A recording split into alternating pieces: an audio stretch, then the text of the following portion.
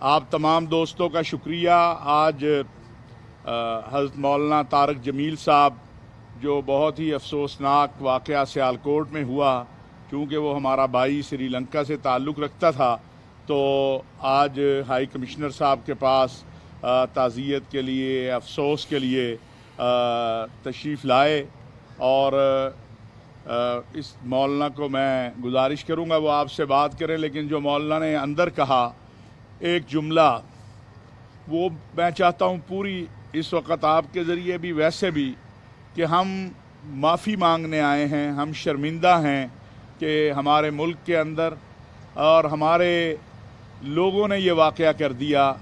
تو یہ وہ لفظ ہیں جو ہر پاکستانی کے دل سے نکلے ہیں، اور مولانا نے بھی یہی ہائی کمشنر صاحب سے فرمایا۔ تو میں گزارش کروں گا مولانا سے کہ وہ آپ سے گفتگو فرمائے۔ جی السلام علیکم ورحمۃ اللہ وبرکاتہ۔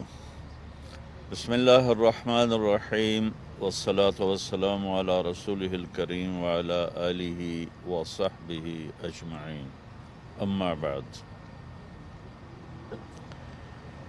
اسلام کا نام ہی سلامتی ہے، ایمان کا مطلب امن ہے، اور میرے نبی کے خاندان کا نام ہاشم ہے، کھانا کھلانے والے۔ میرے نبی کی والدہ کا نام آمنہ ہے، امن والی۔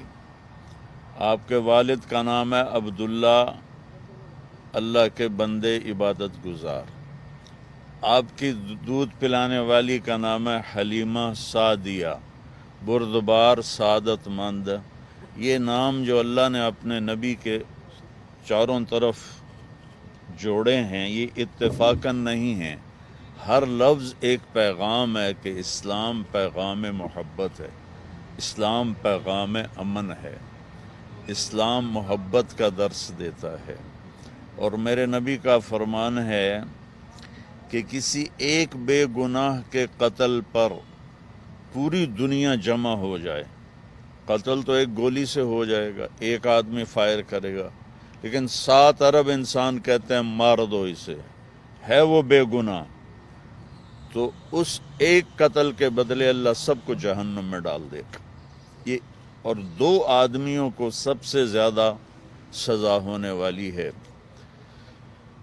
ایک سود کھانے والا جو سود کھاتا ہے، دینے والا نہیں، جو سود کھاتا ہے، ایک سود کھانے والا سب سے شدید سزا کا حقدار ہوگا، اور ایک بے گناہ کو قتل کرنے والا سب سے زیادہ عذاب میں مبتلا ہوگا۔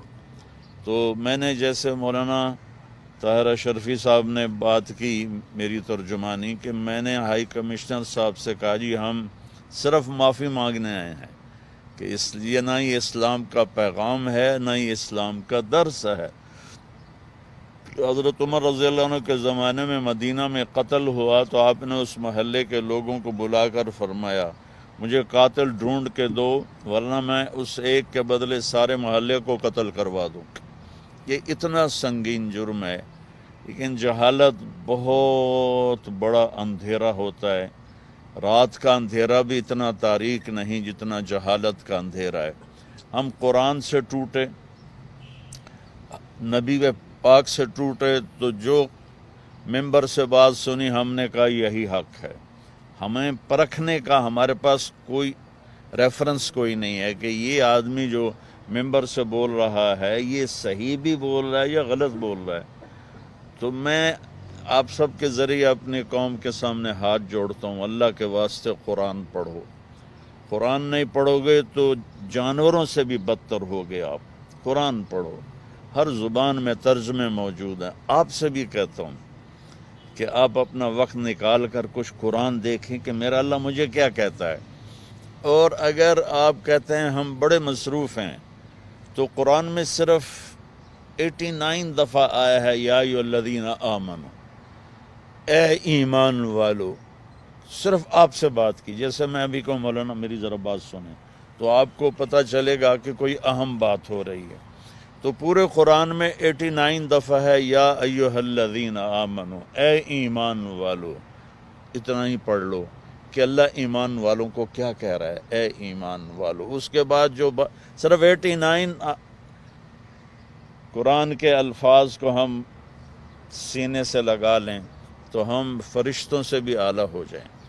اور ایک اپنے نبی کی سیرت پڑھو، اپنے نبی کی زندگی پڑھو، جس سے ہمیں روشنی ملے گی، جس سے ہمیں راہبری ملے گی، جو سراپا نور ہیں۔ جب آپ پیدا ہوئے تو پورے، حضرت آمنہ فرماتی ہیں، چاروں طرف نور ہی نور پھیل گیا۔ آپ کی ولادت پر ساری دنیا میں نور پھیل گیا تو آپ کی تعلیمات پہ کیا ہوگا؟ تو ہم سری لنکا والوں سے شرمندہ ہیں، ہمارے لوگوں نے ظلم کیا۔ اور حضرت عبداللہ بن عباس رضی اللہ تعالیٰ عنہ نے فرمایا کہ اللہ کے نبی سے میں نے سنا کہ لا يعذب بالنار الا رب النار، آگ میں کوئی نہیں جلا سکتا سوائے اللہ کے۔ کسی کو یہ حق حاصل نہیں ہے کہ وہ کسی کو جلا دے، یہ صرف اللہ کو حق حاصل ہے کہ وہ جلائے، اس کے علاوہ کسی کو یہ حق حاصل نہیں۔ تو میں آپ میڈیا سے بھی کہتا ہوں، لوگوں کو اویئرنیس دیں کہ قرآن سے جڑیں، حدیث پاک سے جڑیں، اپنے نبی کی زندگی سے جڑیں۔ اور آخر میں پھر دوبارہ ہاتھ جوڑ کے ان سے معافی مانگتا ہوں، اور ان کے ذریعے سے ان کی پوری قوم سے معافی مانگتا ہوں، اور اپنے بھائیوں کے آگے ہاتھ جوڑتا ہوں کہ اللہ کے واسطے اپنے نبی کو پڑھو۔ ممبر پہ ہر بولنے والا صحیح بول رہا ہے یا نہیں بول رہا، کہاں سے پتہ چلے گا؟ اگر آپ کے پاس کوئی ریفرنس نہیں ہے تو قرآن سب سے بڑا ریفرنس ہے۔ میری آپ سب سے درخواست ہے کہ بھائیو ہم قرآن سے جڑیں، اور میری اس بات کو جتنا آپ مناسب سمجھیں لوگوں تک پہنچا دیں۔ السلام علیکم ورحمۃ اللہ۔ بہت شکریہ جی، بہت مہربانی آپ سب دوستوں کی آمد کا، اور آج کی اس آمد کا مقصد یہی ہے۔ اور میں آپ سے یہ شیئر کرتا چلا جاؤں کہ جو وہ فیکٹری ہے اس کے مالکان نے، جو بچے ہیں ان کے دو، ان کے جو ہے تعلیم کا، یونیورسٹی تک جو ہے خرچہ بھی اٹھانے کا کہا ہے، اور اس کے ساتھ ساتھ جو اس انجینئر صاحب کی ریپلیسمنٹ تھی، یعنی اس کی جگہ جو دوسرا بندہ، وہ بھی سری لنکا سے لایا گیا ہے۔ یہ ایک اظہار ہے، ہم سری لنکا کے لوگوں کے بھی مشکور ہیں کہ خوف کی کیفیت میں اس نوجوان نے یہاں کام کے لیے آنا جو ہے، اور اسی یعنی سری لنکن اس مقتول کی جگہ ہی سری لنکا کا باشندہ جو ہے اس فیکٹری نے لیا ہے۔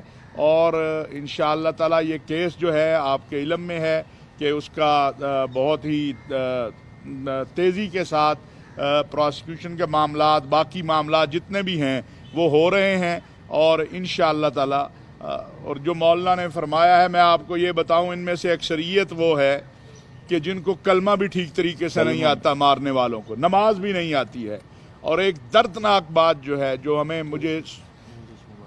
جو مجھے سونے بھی نہیں دیتی بعض اوقات، اور کل جب میں نے بتایا تو ہمارے صدر مملکت عارف علوی صاحب کے بھی، کہ مجھے اس فیکٹری میں جب میں گیا تو انہوں نے کہا جب اسے مار رہے تھے تو اس نے ایک وقت میں کہا کہ میں کلمہ پڑھ لیتا ہوں، مجھے مارو نہیں۔